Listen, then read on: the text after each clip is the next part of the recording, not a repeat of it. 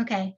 Hi, everybody. My name is Hanifa, and I'm a certified fitness professional and a registered holistic nutritionist, which means that I not only do the holistic nutrition, but I also do so for clinically challenging patients.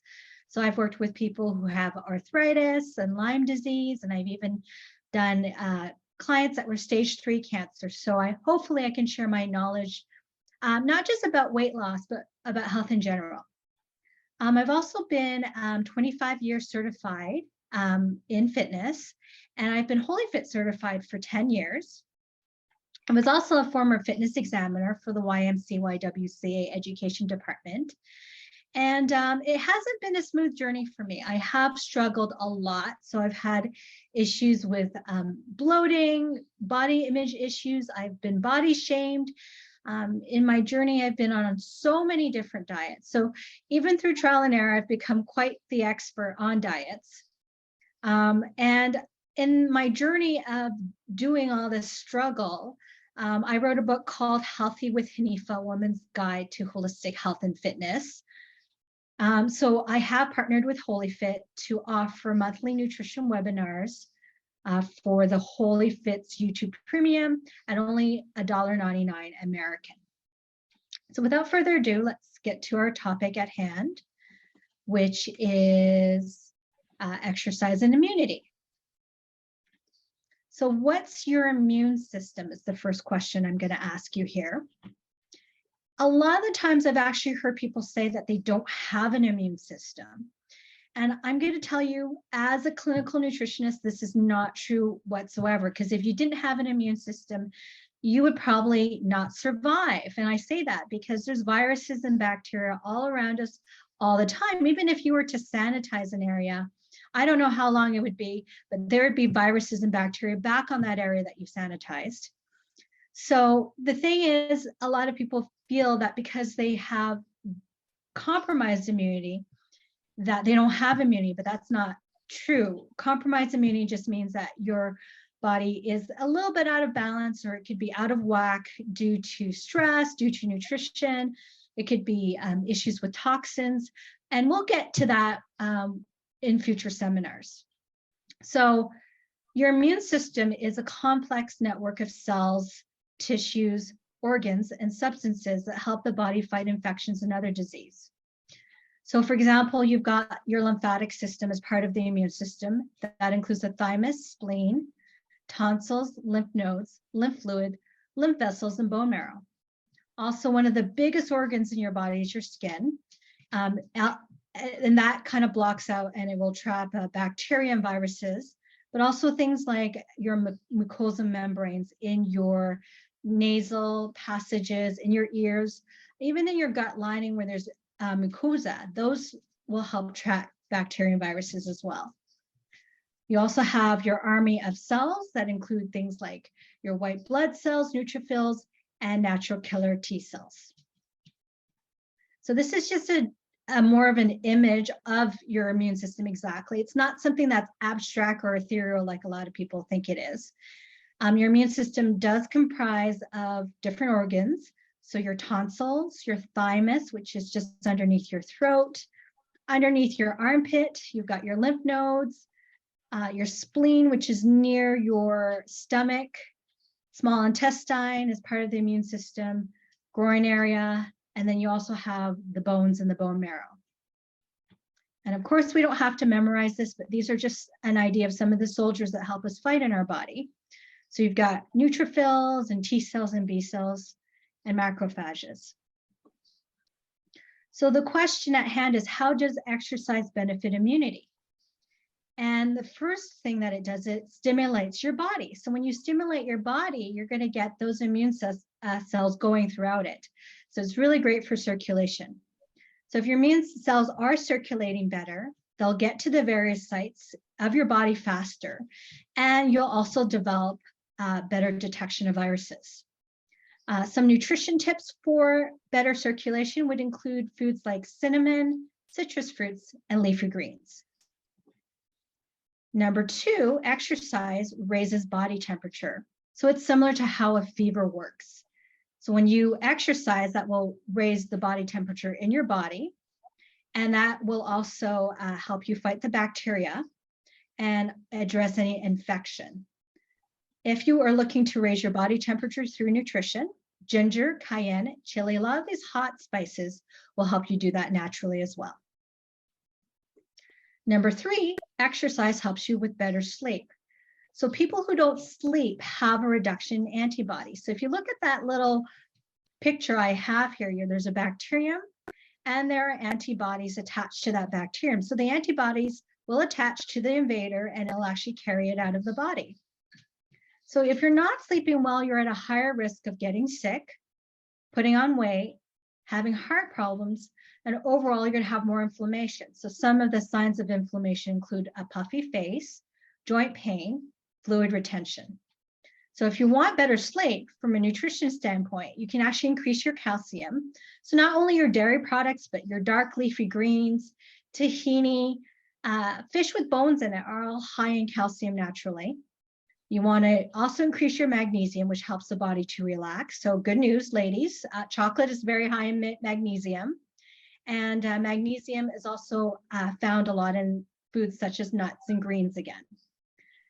If you want to improve your sleep, work on your gut health. So essentially, all guts have good and bad bacteria. You want more good bacteria over bad bacteria. And another tip here is that you want to avoid caffeine after 2 p.m. Number 4, exercise decreases the risk of disease.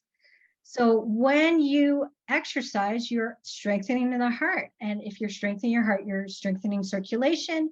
A stronger heart means that it doesn't have to work as hard. Thus, you're going to improve not just heart muscle, but you'll also decrease your risk of strokes, high blood pressure, and heart attack. Exercise will naturally manage your weight, so that will decrease your risk of getting something like diabetes 2, because you're using up all the blood sugar. Well, not all of it, but you're going to be using up blood sugar in your bloodstream. It's going to be taken up by muscles that you're using. It also increases your high density lipoprotein. So a tip for building heart muscle, or just for building muscles in general, is you want to have your lean protein. So your eggs, your egg whites, your lean meats and fish, your beans, your soy, if you can have it without bloating, are all really good sources of building your muscle. The reason why I also include those fantastic greens is that greens are very good for blood. They really help with clearing out the blood, as well as blood viscosity and circulation. So this begs the question. I did talk about inflammation, how exercise decreases inflammation, but what does that have to do with immunity? What does inflammation and immunity have to do with each other? Well, obviously it does. Our exercise does decrease your inflammation. Inflammation is your body's response to an infection and a threat, and it sets off a cascade of symptoms when there's a threat. So if you see that a little picture again, you've got that fellow with that foot injury, and that's an example of an acute injury with acute inflammation. So what happens is he injures himself, and then there's redness and swelling. That's your body's emergency response. So that's actually a very healthy response. But where it becomes damaging is if you're constantly in emergency, constantly your body's having to fight something. That can be very stressful and damaging on the body.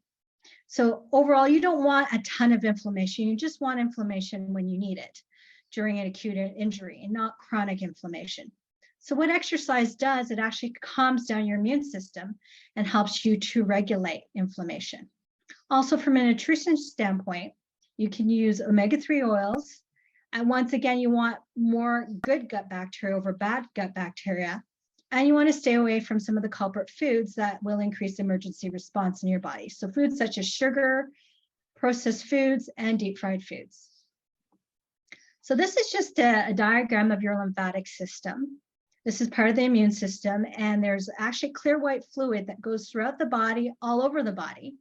And there's nodules there too. And what this fluid does, it actually removes debris, toxins, dead cells, bacteria, and viruses.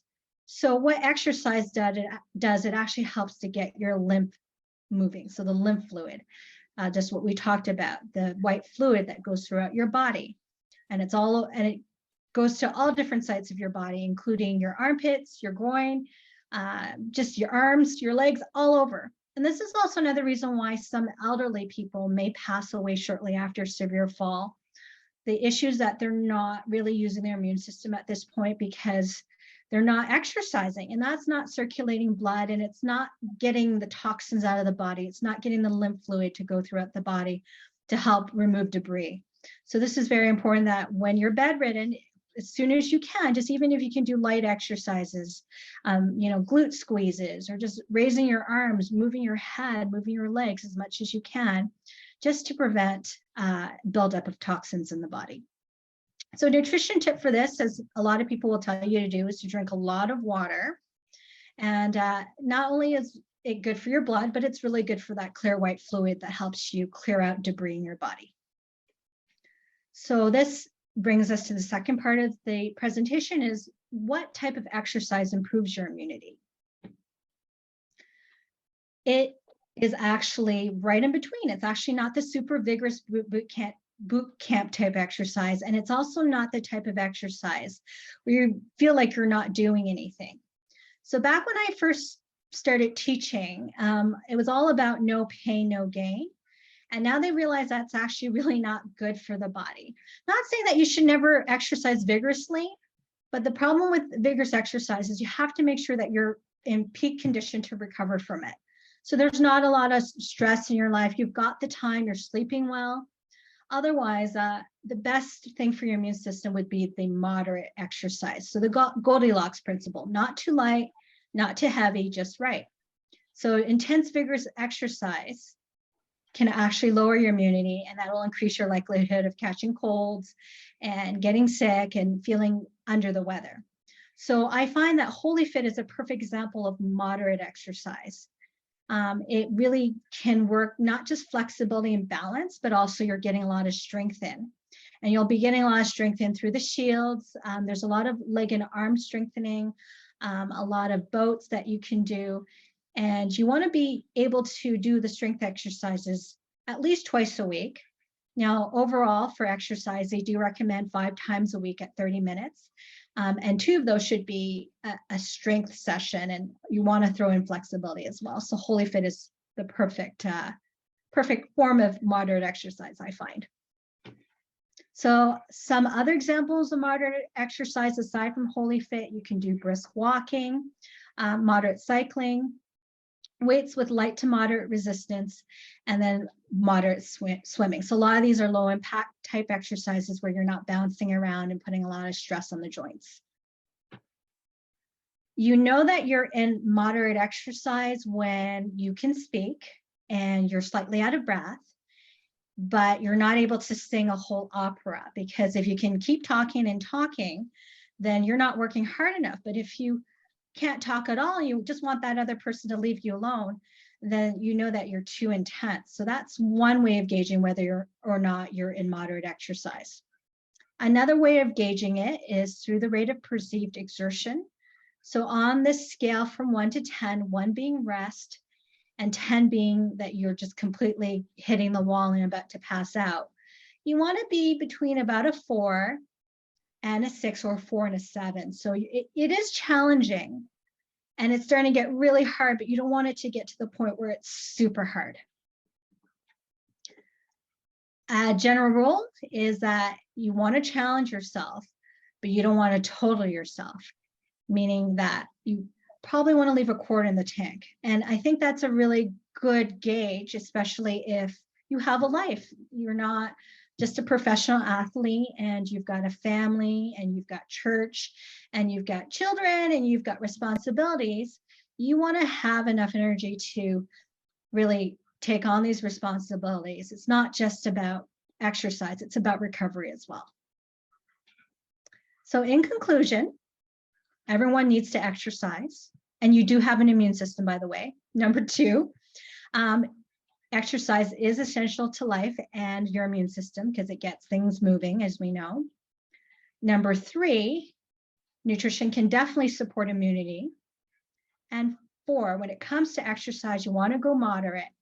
And number 5, of course, you want to listen to your body. So normally we'd leave some time for questions and answers here. If you have questions, you can certainly comment down below, and I would love to get in there and answer them for you. They could be questions regarding our WholyFit subscription for the nutrition seminars, or it could just be a general nutrition question that I'd love to answer for you. Our monthly nutrition webinars will be customized according to viewership and what you guys want, because it's all about supply and demand here, and I definitely want to tailor it to what you want. I believe Laura mentioned that there is a join button underneath this video as well that you can just click on. So yeah, I would love to see you for these webinars. I'd love to share information. I'd love to discuss more with you. Thank you so much for taking the time to listen to today's presentation. Thank you, Hanifa, so much. That was great. I made some comments in the comment section because I have all of those things that you mentioned. It seems like I can't really even survive without exercise. I just don't feel good, right? Well, no, yeah, because your body needs it. It needs from an immunity standpoint, but also from a nourishment standpoint, right?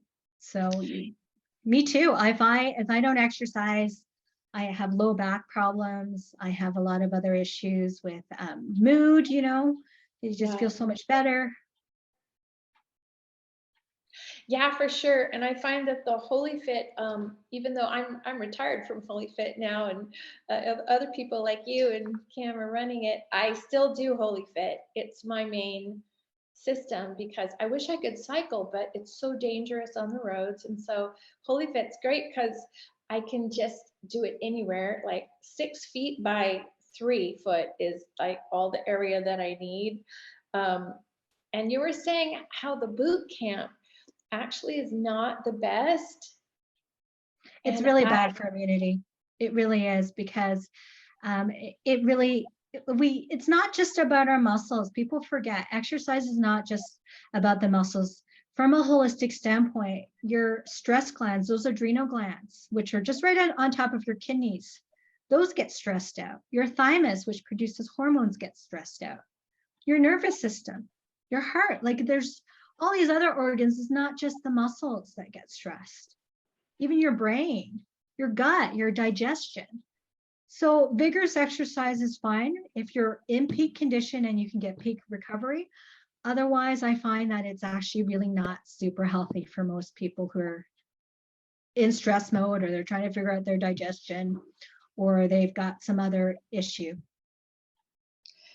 Yeah, you know, I kind of figured that out because with all my responsibilities, if I am training like I'm going to run a triathlon, you know, I don't have, I mean, that has to be full time. That I feel like if I'm going to train like that, then I can't do anything else in my life, right?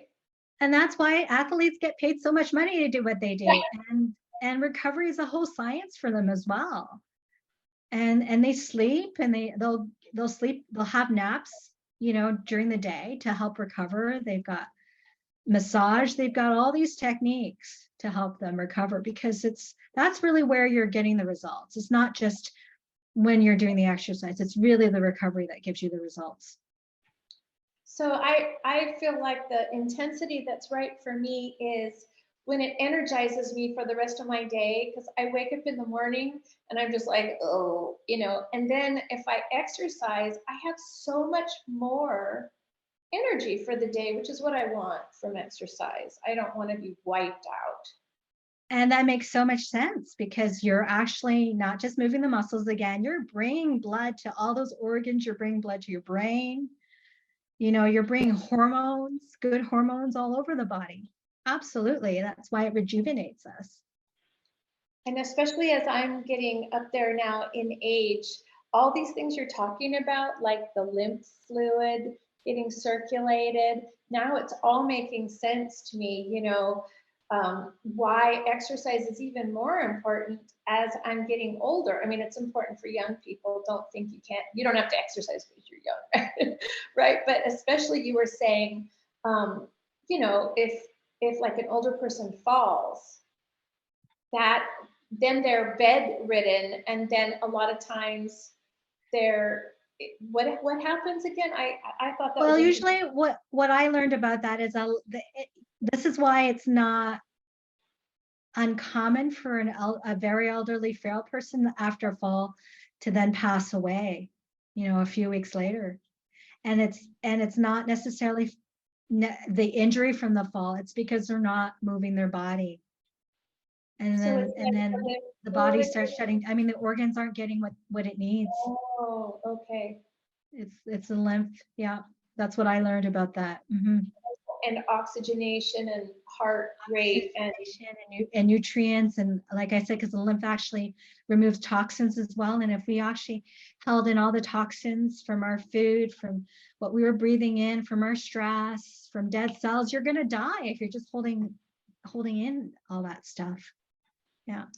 and when I used to have to sit for a long time, my left foot would go to sleep and I would get petechiae all up my calf.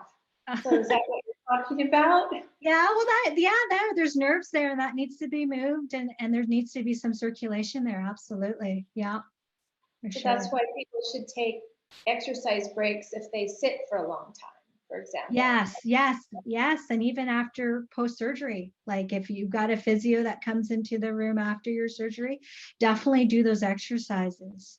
Like I Okay. remember that at one point in my career, I was even going into exercise, a man that was in his 90s. He was in palliative care, and even though he couldn't walk without assistance, we did what we could in his bed.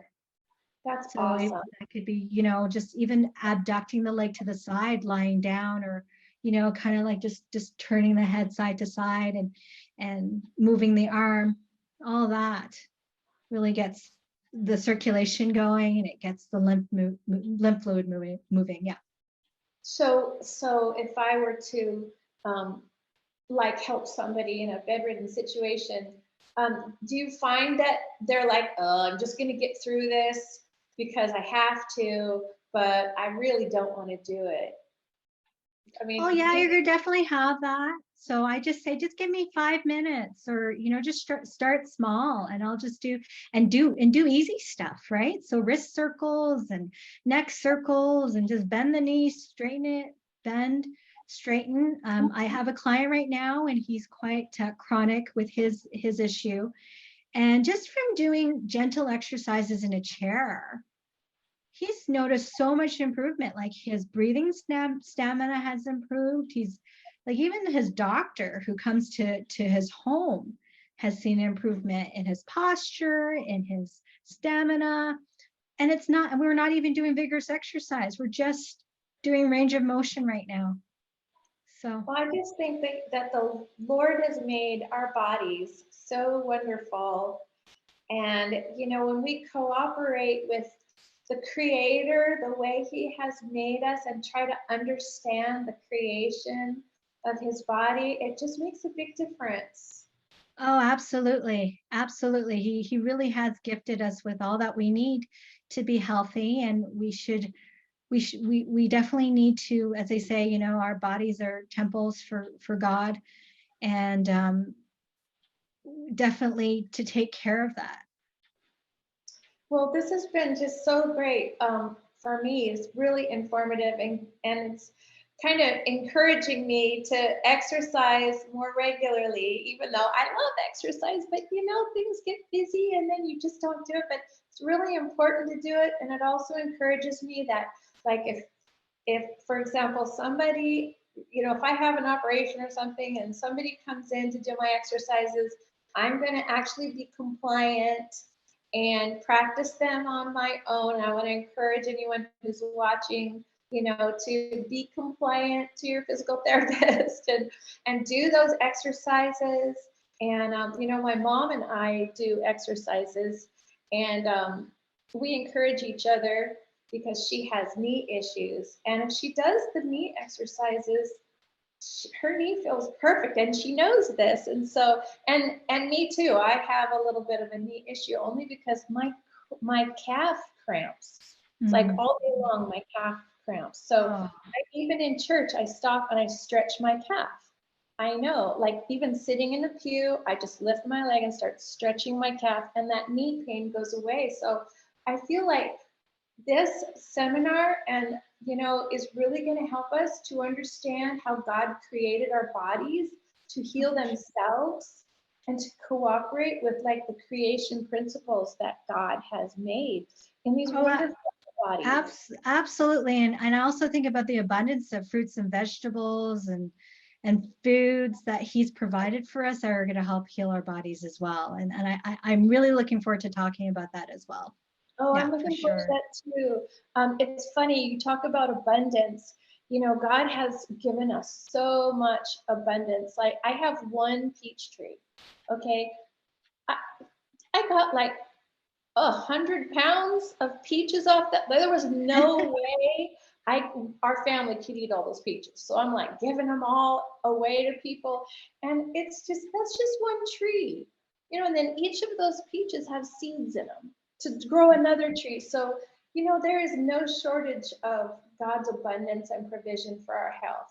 Oh, it's So just amazing just how he's created all these foods and he's created our bodies. It's just there's so much complexity and and it's amazing. Like if you just look at, let's say, salmon, a piece of salmon, it's not just the omega-3s. There's the vitamin D, vitamin A in there, the protein, there's calcium in there. Like he's created foods and flesh animals that we do eat if you're not vegetarian, to be so complex, and how that one food has so many different nutrients and minerals in it. It's not just that one mineral that you get. right. Oh, well, that's really encouraging to me. So I'm going to eat from what I've heard from you today, more greens, cut out sugar, more water. Anything else I missed? Vitamin D. Yeah, vitamin D. I mean, the greens are big. Magnesium and calcium really help with sleep. Microbiome is really big now, as you know, in the holistic world.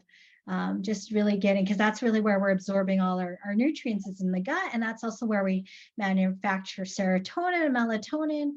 So really important for your mood, that gut. And they're discovering too that in the gut, whatever your microbiome is in the gut, your brain has a microbiome too. There's good and bad bacteria in the brain. And Wow. the brain's microbiome is mirrored from the gut's microbiome. So this is why you want to have a really healthy gut, because your brain mirrors what your gut does. Wow. Just Yeah. wonderful, wonderful, wonderful the way God has made us. Well, thank you, Hanifa, so much. And I will post this on YouTube. So if anybody misses it, they can see it. And we'll see you next month on the Monday at the same way on YouTube. Great. So stay tuned. We'll advertise our new webinar shortly and our new topic shortly. But if you've got comments, we're very open to hearing from you. We love feedback. Yes, that would be wonderful. Okay, thank you, Hanifa. All right, we'll see you later. I will end this live broadcast. Thanks for joining us, guys, whether it's live or later. Thanks, guys. Bye. Bye.